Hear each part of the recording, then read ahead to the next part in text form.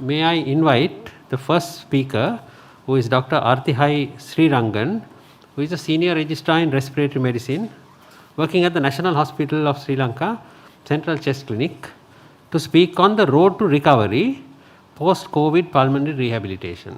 Over to you, Dr. Srirangan. Thank you for the kind introduction. Good morning to everyone. My special thanks to Ceylon College of Physicians for giving me this opportunity, and my special thanks to my trainer, Dr. Gravini Karunathilaka, who gave me the idea about pulmonary rehabilitation. So today we are going to discuss the post-COVID. What is the hottest topic now in all forums? So we are going to discuss how the pulmonary rehabilitation helps in patient with the post-COVID. For the next 20 minutes, we are going to discuss what is pulmonary rehabilitation and how does it work, and what is the post-COVID and its sequelae, and how does the pulmonary rehabilitation help in patient with post-COVID-19. To start with, I like to introduce what is pulmonary rehabilitation. It is a comprehensive intervention based on a thorough patient assessment followed by a patient-tailored therapies which include exercise training but also education, behavior change, designed to improve the physical and psychological condition of people with chronic respiratory disease and to promote long-term adherence to the self-enhancing behavior. And this concept of pulmonary rehabilitation originally developed for patients with chronic respiratory disease, mainly chronic obstructive pulmonary disease, which is evidence-based, and we have seen a lot of improvement in those patients. We know breathlessness during exercise is normal. We all experience it.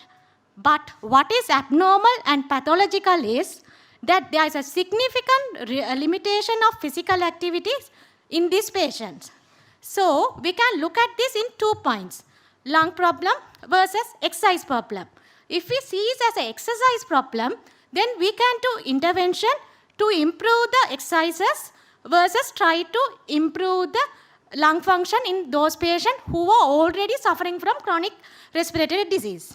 So look at this point is important because it's very difficult for our patient as well as doctor to understand why we are trying to make patient to exercise in whom they already have a breathlessness even with a minimal exertion. That is why now the concentration have shifted from lung to exercise. To explain this further, I would like to go through this slide. Within a limited ventilator, within a exercise task, when as the exercises increases, when the exercises increases, the ventilation increase and soon they come to the ventilatory limit in the chronic respiratory disease patient. This is in fact different from what happened in the healthy individual, where it is normally limited by their cardiovascular function. So in our patient, to improve the exercise, we can do, one is to improve the ventilatory limit, which is shown here. Mostly done by the therapy like bronchodilator or lung reduction therapy. Most are often unhelpful. Alternately, we can reduce the slope, which is shown here in the blue dotted line. So the patient can exercise within the pre-existing ventilatory limit. So exercise can move on further before they become breathlessness. So this is the main aim. To improve the time they are exercising is the main aim of the pulmonary rehabilitation. So what in fact it does, it will improve the skeletal muscles so that the metabolic demand of the muscle during the exercises is reduced. So we know the metabolic demand of the muscle that activates the ventilation. So what is the metabolic demand of the muscle? Here you can see during the exercise, the exercises in the muscle, the ATP is a currency of energy currency. So the ATP, while the muscle contraction, the ATP will depleted quickly. The ATP produced through the three pathway. Here first pathway is phosphocreatine, which phosphorylate and giving ATP, and the glycogen is changed to pyruvate to give ATP. These both two pathways are oxygen independent pathway. And once the pyruvate came from the glycogen, enter into the mitochondria, and it is it underwent oxidative phosphorylation, which is an oxygen dependent pathway to produce the ATP. This is the oxygen dependent pathway of ATP production. And if there is an insufficient transfer of this oxygen into the mitochondria, then the pyruvate will change into lactate, and lactate is a waste product which is eliminated from our body as a form of carbon dioxide. So it will increase the ventilation. So if there is any oxygen in chronic respiratory disease patient, if they have a oxygen deficient, so there will be an increased production of lactate, which will aggravate the ventilation and make the patient to prematurely stop their exercises and make them fatigue. So how does this pulmonary rehabilitation helps?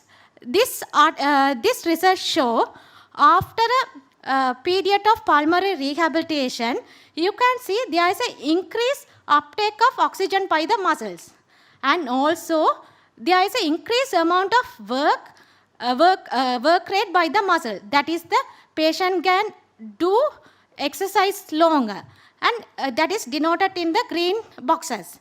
And you also can see it also reduces the lactate production, and it also reduces the time to activate the ventilation. This is very important due to the pulmonary rehabilitation.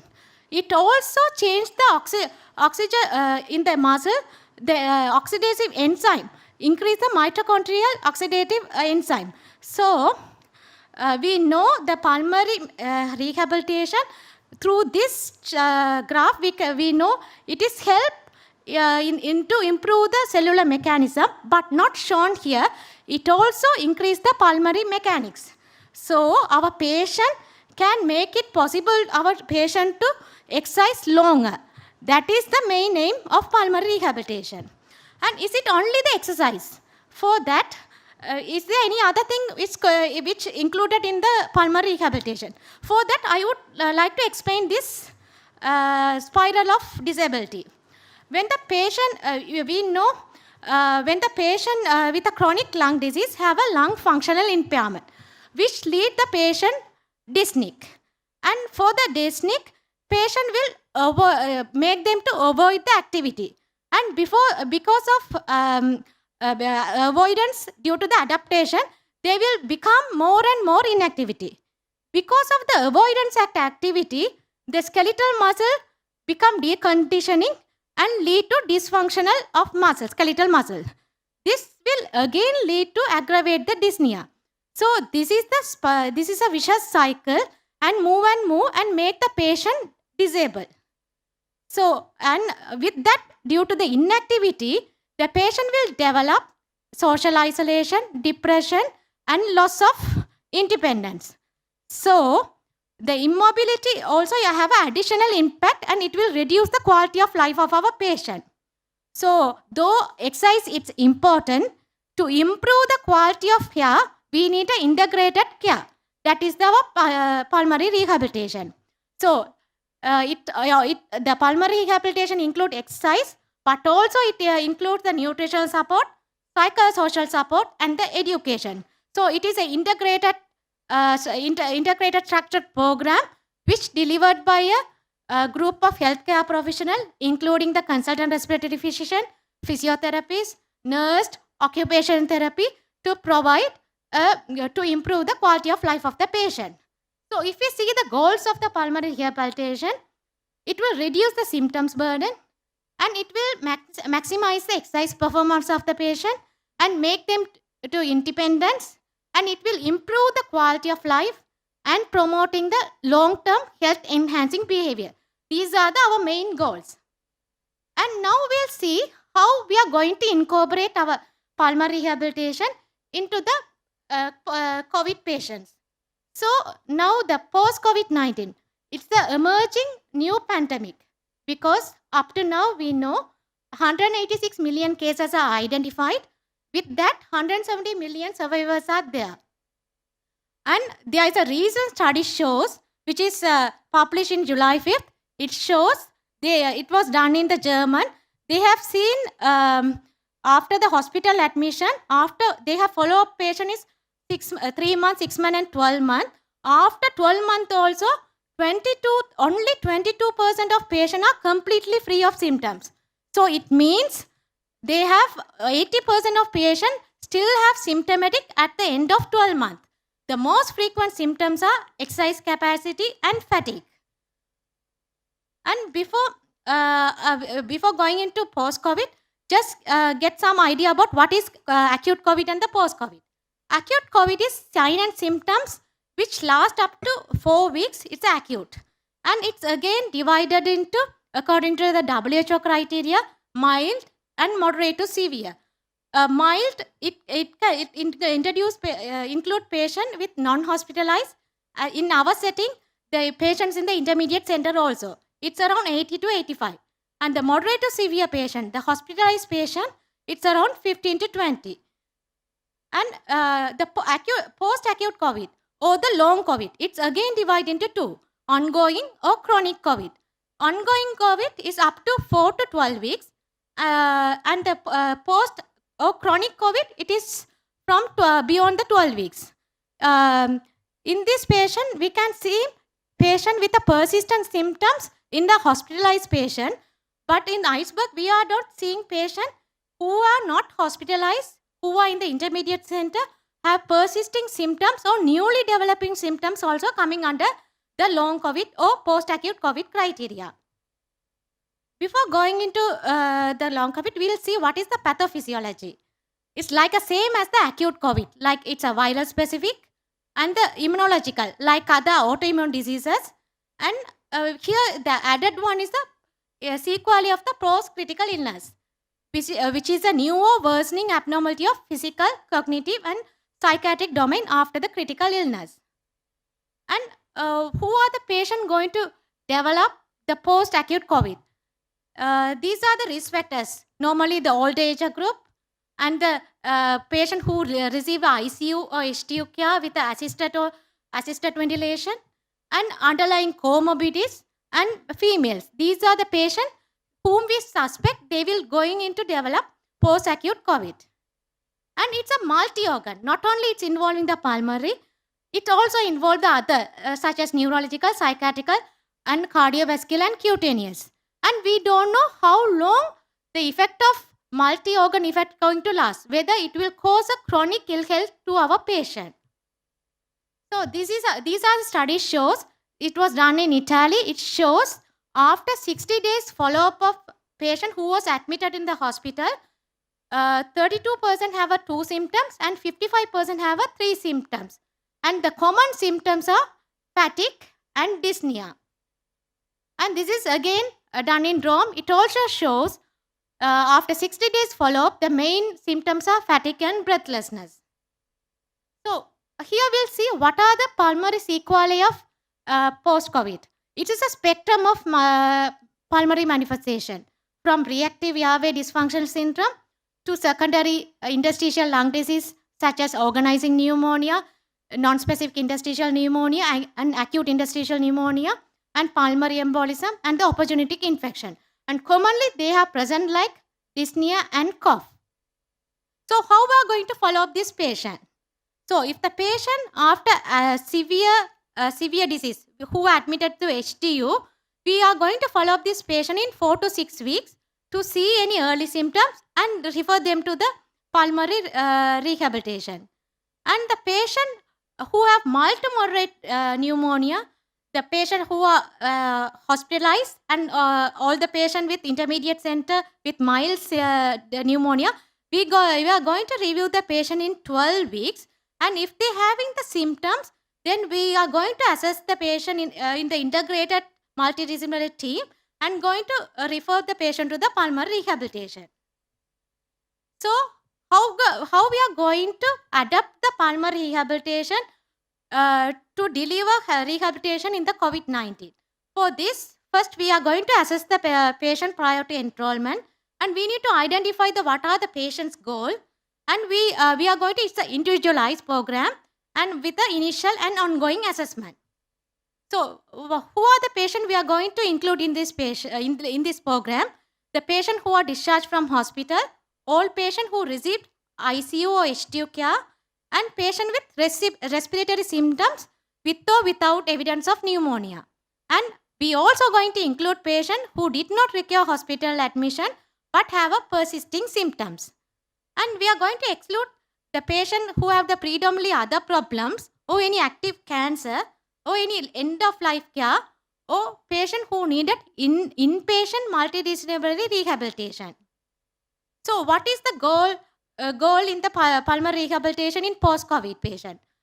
To support a full recovery, to support the symptom management, to support a return to normal life. So how the program is set up? Normally we are doing it at a chest clinic. We are the social distancing and the faster airflow is possible. And normally 4 to 6 weeks after the recovery of COVID-19. And in the pre-appointment screening, we are see any need for oxygen at rest and the physical exertion and their dyspneic level and physical, cognitive and emotional status and anxiety and depression. And we need to exclude the complication of COVID-19. Those are the myocarditis and acute deep vein thrombosis and pulmonary embolism before enroll these patients into the pulmonary rehabilitation. And what are the adaptation of the rehabilitation from the normal pulmonary rehabilitation, which is include exercise, nutrition and education. Other than that, we need to address these three things in COVID patient: the fatigue, the cognitive function and the mood disturbance such as post-traumatic stress disorder and the return to work. These are the three main things we are adapting to this program. So the exercise component, just like same pulmonary rehabilitation, which include the resistance exercise for the upper lower limit exercises and endurance exercise with walking and the cycling and balance functional exercises and including other breathing exercises. Normally we can ask the patient to take position that reduce the breathlessness like shown in this picture, and other breathing techniques such as control breathing, space breathing and pursed lip breathing and diaphragmatic breathing to improve the breathlessness. And just see what are the fatigue management. We can provide sleep hygiene to this patient and spacing strategies. Try to do a little task between the heavier and gradual graded exercise and gradual resumption of activities. And especially we need to ask the patient to adjust their expectation. Set a realistic goal based on how they feel. And they can ask others to help during the fatigue. And other aspects such as nutrition, diet enrichment and the swallowing retraining and the psychological care to address the anxiety and depression and the cognitive impairment. Most probably these are the healthy patients who develop the diseases, and the post-traumatic stress disorder is the main thing we need to address in this patient. And the social issue. The main social issue is the return to work, because these are the healthy individuals who help the economy of the country and the family. So ask them to gradually return to work and taking on a role that is easier for them to manage. These are the things we are going to address in this patient. And we'll see how rehabilitation, what are the evidence which support the rehabilitation help in patient with COVID-19. Only a very little data is there. It was done in Germany. They have included, it's a retrospective study. They have included patient who was discharged from the hospital for a 5 month, and they have measured the motor performance and the lower extremity function and exercise tolerance with the Barthel index and the 4-minute test and standing and sit up position and the 6-minute walk test. And these are the results.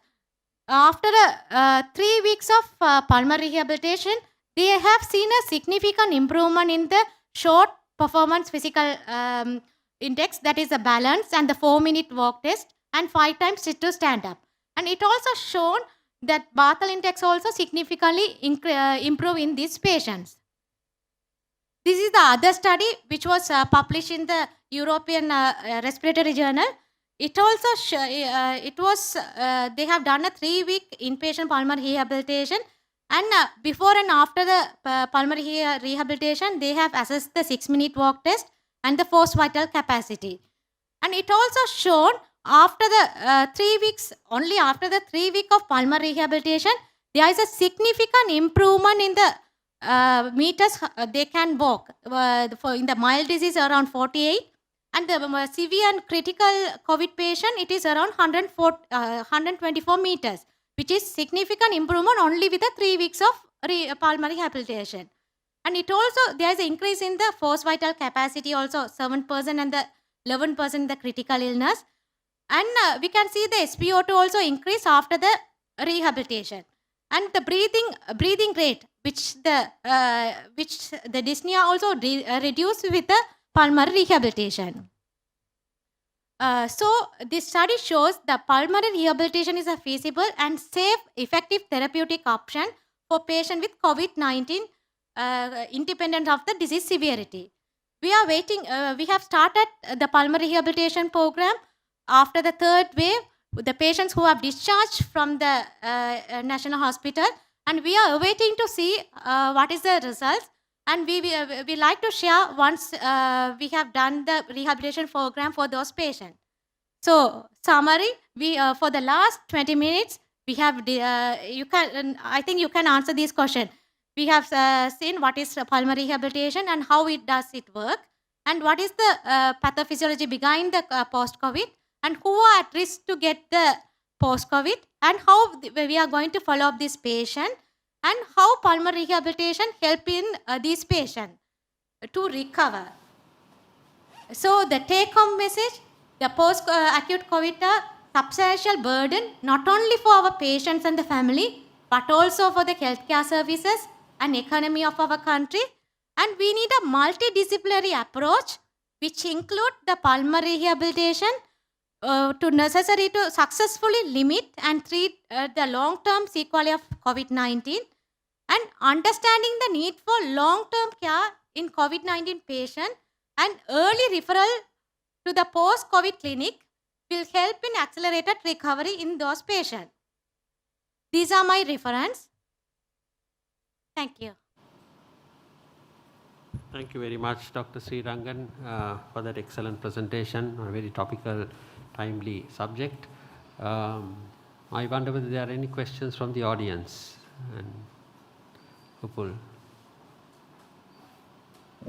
Dr. Srirangan, it was an excellent lecture. You mentioned a study, a German study, where only 22% of the people hospitalized were free of symptoms. Say, I can't remember how long afterwards. After 1 year of that is the longest study. It was they have followed up the prospective study. They have followed patients at 3 months, 6 months, and 9 months, and those are hospitalized patients. So most probably in other countries they are hospitalizing the moderate to severe patient. So they followed in each 3 months, and at the at the 12 months after finishing the study, only 22% patients are free of all symptoms. Yes, you have answered part of my question. My question was to be that what were the criteria to admit those patients to the hospital? You already answered that question. The next question is whether there was an improvement in the pulmonary function from the 3rd to 6 to 12 months, or was there any worsening in these patients? In this study, they have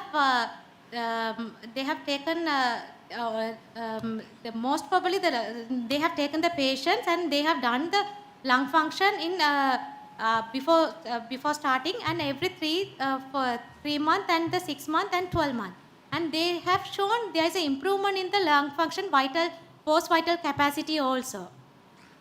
They didn't study with whether effect of steroid in those patients. It's not studied in that study. Yeah, thank you.